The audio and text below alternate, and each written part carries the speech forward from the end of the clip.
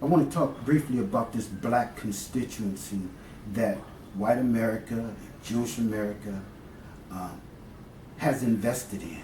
This black constituency, throughout history, really have worked with whites to pit them against blacks, other blacks. And this black constituency are probably the most powerful blacks in the world. And they're rewarded for being part of this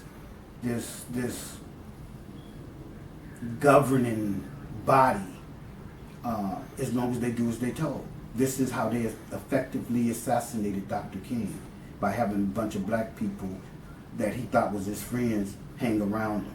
Just the same way they got Medgar Evers and Malcolm X. Black people was complicit in all of those assassinations, just like they are complicit in this conspiracy.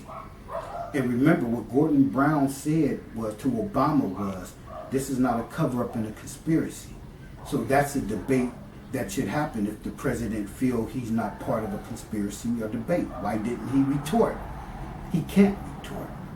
He's part of his whole administration is hinged on one of America's greatest conspiracies and cover-up. Yes, the first black president in America, his legacy is hinged on a conspiracy. And this is why they're doing all they can to put the Clintons back into office. Because the Clintons will try to do something bad to me, as they did last time they was in power. And they want to preserve their legacy. In order to do that, they have to go back into the White House. And in order for me to prevent that, I have to tell my story or leave the country, or probably both. And that still may not be enough, particularly since the cover-up is happening on both sides. Senator Bob Dole, during the 1996 presidential debate, in essence admitted to the conspiracy when he said, before the debate started, the president, he said, I will say this, the president was looking at a near partner. Then they began the debate. Now, why was the president looking at a near partner?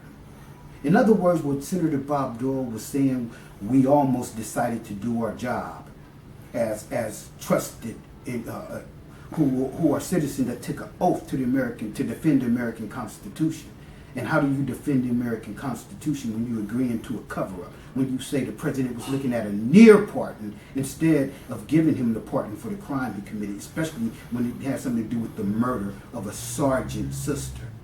One of the most pathetic, heinous crimes in America. And yet black folk is a part of it. They are the ones that's saying, I'm with her. They are the ones that's trying to make Donald Trump look like this monster and covering up all these activities that the Democratic Party did. If you are black and white, it really don't matter. You should not be in the Democratic Party. They have tricked black people decade after decade, and we still basically in the same predicament. So the Democrats have not advanced black folks. What they have done with this black constituency is the Maxine Waters, the Jan Perrys, the Jesse Jacksons, the Ralph Sharptons. These blacks, what they do, they are gatekeepers in a sense, and they are trusted people to mislead the community at large. So why wouldn't the NAACP be interested in taking this case? At least conducting an investigation. Why wouldn't they look into it? Because they are nothing more than puppets controlled by, like I say, whites and Jews. And that is a crime. The fact that they murdered Medgar Evers, they murdered Dr. King, they murdered Malcolm X because they was leaders. And then they replace them with their leaders.